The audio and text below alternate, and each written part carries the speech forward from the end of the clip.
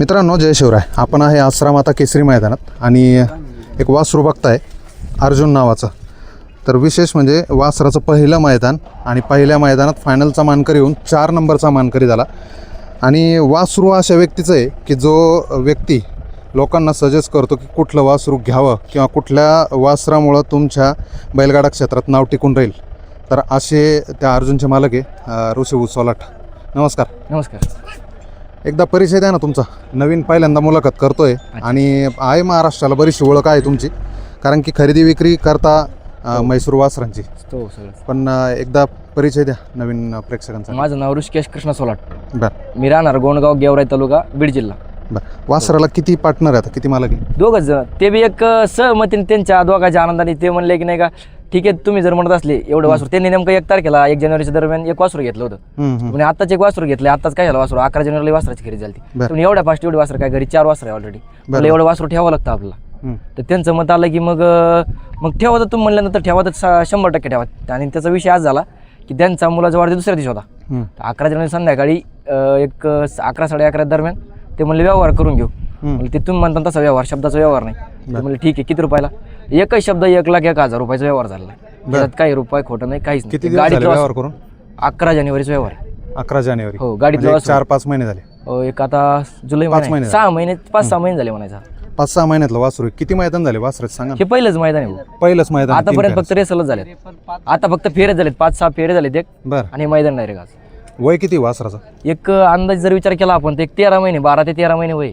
बरं. पुढं घेऊ आपण. पण कितव्या गटात कितव्या तासावर गाडी होती आपली गाडी? याची कोणतं गट क्रमांक 3 मध्ये 6 तास होतं ना? 6 तास होतं. बरं. आणि 4थ्या सेमीत 5 तास होतं.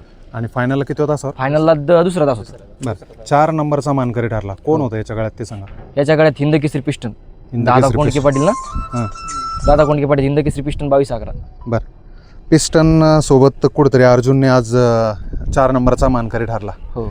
तुम्ही स्वतः व्यापारी, हो. लोकांना बैल देता, वासरं खरेदी विक्री करता. हो. तुमच्या घरी किती आहे आता सध्या? आता सध्या माझ्याकडं घरी 2च आहे सध्या. बरं. हा, घरी 2च आहे. खरं 2. अर्जुन कोणाकडे असतो मग?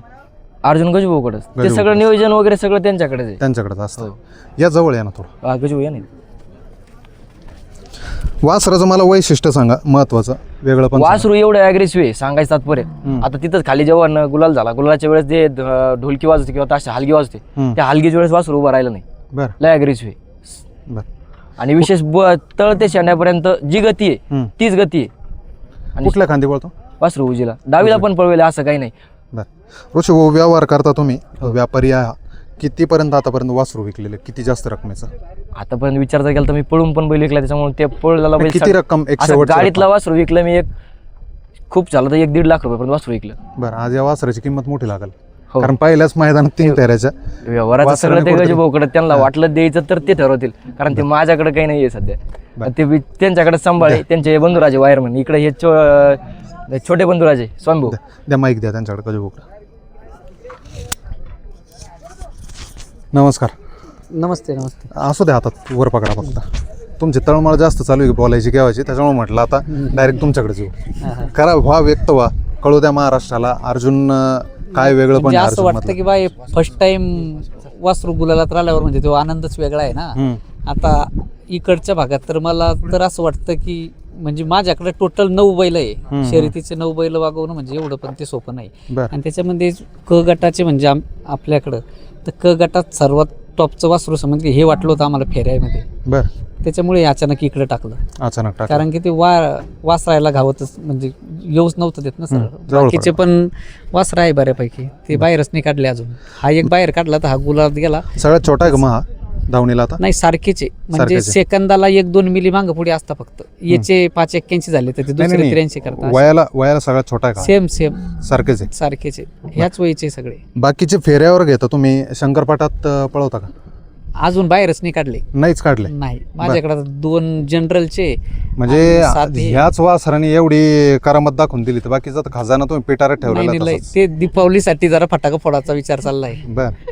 आता मोठे मैदान लागलेले, पुढच्या महिन्यात मोठं मैदान आहे आणि त्या मैदानासाठी तयारी असू द्या. 2-4 वासरं घेऊन या आणि इतर गाडा मालकांचं बी कुठंतरी कल्याण होऊ द्या, त्यांनाही दिसू द्या तुमचे वासरं मी तर म्हणतो व्यवहार करा आणि त्या लोकांच्या दावणीला जाऊ द्या.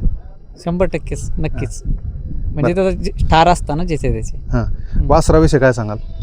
वासरू म्हणजे सर्वात विचित्रच आहे, विचित्र आहे. याचा विषयच वेगळा आहे. aggressive-पणा त्याच्यात जास्त आहे. बरं. म्हणजे आता हे जे पाहतो ऋषी भाऊकडूनच मीच आतापर्यंत जवळपास 50 ते 55 वासरं खरेदी केले 2023 पासून.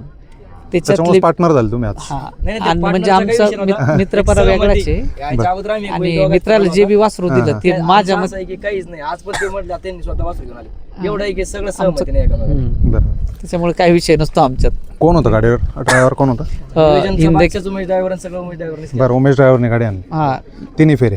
तिन्ही फेरी उमेदवार म्हणजे फेरे पण तोच काढतो ना तिकडं. त्यानं बघितलं होतं की या वासरात गती काय, आणि त्याचे आपल्यावर एवढे उपकार आहे की बा त्यानं मला असं वाटतं 2 महिन्या अगोदर 2 नंबरचा मानकरी पिस्टन बैल लावला होता डायरेक्ट वासरामध्ये. आणि त्या बैल मालकाचे बी उपकारच म्हणायला तेवढं कमी आपल्यावर, कारण की त्यानं आपलं वासरू कुठंच नाही पळालं आणि डायरेक्ट तो बैल आपल्याला दिला गळ्यात आपल्या वासराच्या. बरं. म्हणजे त्याचे पण बऱ्यापैकी आभार आहे. नियोजन परफेक्ट आहे आणि त्या नियोजनामुळे कुठेतरी आज अर्जुन हा 4 नंबरचा मानकरी ठरला. पण क्वचित बैलगाडा मालक काय की त्या बैलगाडा मालकांना पहिल्याच मैदानात कुठेतरी यश प्राप्त होतं आणि या यशाचं सर्व श्रेय कोणाला द्याल? यशाचं सर्व श्रेय जर विचार केला तर ही सगळी आमची जी टीम फॅन नियोजनाची आता team. जे आहेत ह्या नियोजन करणारी टीम. हा स्वर्गवार्षी गजा ग्रुप तिकडचे आमचे बुलढाणा एक्सप्रेस सुंदर 111 fan club, Rana fan club, जान 100 आमची म्हणजे बरीच टीम आहे ना. बरीच आमच्या मोठी वैयक्तिक गावातच आमच्या जवळपास 40-45 वासरं आहे. बरं बरं. त्याच्यामुळे ती टीम मोठी आहे बऱ्यापैकी. नक्कीच मैदान चांगलं झालं आणि त्या मैदानात 4 नंबरचा मानकरी ठरला. त्याच्या अगोदर पण आपण एक दुसरं वासरू होतं आपलं घरचं, त्याचं पण आपण या मागच्या मैदानात आपण फायनल राहिलो. एक 8 दिवसापूर्वी 11 तारखेला मैदान झालं. त्या मैदानात त्याचं पहिलंच मैदान होतं. आदतच. वासरू. बरं. हातात कला म्हणावं लागेल की नजरेत कला आहे, कारण त्या नजरेतून कुठेतरी वासरू चॉईस करता आणि ते वासरं मैदानात गुलालाच पात्र ठेवता. मी ते आधीच सांगितलं की बऱ्याचशे बैलगाडा मालक आहे की त्यांना लवकर गुलाल प्राप्त होत नाही. तुमच्या वासराने तर 4 नंबरचा मानकरी तो या मैदानात झाला आणि इथून पुढं पण अशीच बैलं तुमच्या दावणीला घडावं. तुम्ही या व्यवसायात मोठ्या क्षेत्रावर जावं, कारण मोठ्या वळणावर जावं, कारण तुमच्या हातात कला आहे, नजरेत कला आहे, म्हणून आज एवढा मोठा खरेदी विक्रीचा विषय होतो. आजपर्यंत मी अंदाजे एक विचार केला हे संडे असू द्या आता. तर मी एक 3 ते 3.5 हजार बैल विकलाय. बरं. पण एक सांगणं आहे असं की प्रत्येकच बैल पळल हे सांगता येत नाही की आपण फक्त म्हणायचंय प्रत्येकच बैल शेवटपर्यंत टिकेल हे सांगता येत नाही. स्टार पण लागते त्याला. तुम्ही खिलाई काय केली, घडवलं कसं, मटका आहे, माती आहे, त्या मटक्याला आकार कसा दिलाय. एवढे वासर आहे तुमच्याकडे. खिलाईवरून विषय बरेचसे बैलगाडा मालक मुलाखत बघतील. काय वासरानं खिलाई खाऊ घालतात? माझ्या वासराला फक्त सध्या खिलार आहे. यांच्याकडे यांनी बाकीचं सगळं दूध वगैरे. माझ्या वासराला बैलला टायगरला पण तेच खिलार आणि खिल्लार खाते किती दिवसापासून सुरू आहे? एक 4 बॅग झाले आतापर्यंत. फक्त 4 बॅग. 4च बॅग झाले. नाही, तुम्ही खिल्लार खाद्य म्हणजे 4च बॅग झाले तुमच्यापर्यंत? माझ्याकडे ऑलरेडी मी अगोदर दूध होतं वासराला, म्हणजे सुरुवातीला. आता दूध वगैरे नाही आहे. ते दूध प्यायला त्याला तकलीफ होती, ते पाजायला त्याला, त्याच्यामुळे दूध वगैरे पाजत नाही. फक्त हेच सगळ्यात सोपं खिल्लार खाद्य खायला पण आवडतं. काय सांगाल खिल्लार खाद्याविषयी? आता मी नेहमी व्हिडिओच्या माध्यमातून लोकांना सांगतो की खिल्लार खाद्य हे अवश्य बैलांना चालू करा, कारण की खिल्लार खाद्याचा रिझल्ट दिसतो. बरेचसे 100% रिझल्ट आहे का आहे. आज तुम्ही स्वतः एक या व्यवसायात आहे कुठेतरी खरेदी विक्रीच्या, आणि तुम्ही स्वतः खाऊ घालता म्हटल्यावर नक्कीच बैलगाडा मालकांनी याचा कुठेतरी विचार करायला पाहिजे. खिल्लार खाद्य एकदा तरी वापरून बघा. काय सांगाल जाता जाता बैलगाडा मालकांसाठी? बैलगाडा मालकासाठी एकच आपण एक सांगायचं तात्पर्य असं आहे, त्यात संयम पाहिजे फक्त. वेळ सगळ्यांची एक दिवस येणार आहे. काय आज माझ्याच वासरात, ज्या वासराने मागच्या मैदानात गुलाल केला होता, आज योग नव्हते ते वासरू आज राहिलं नाही फायनलला म्हणा, किंवा सेमीत राहिलं नाही, किंवा गटात राहिलं नाही. बरोबर. कधी कधी नशीब असतं, नशिबाचे आणि स्टार लागते. स्टार सगळ्यात मोठं स्टार पाहिजे. नक्कीच.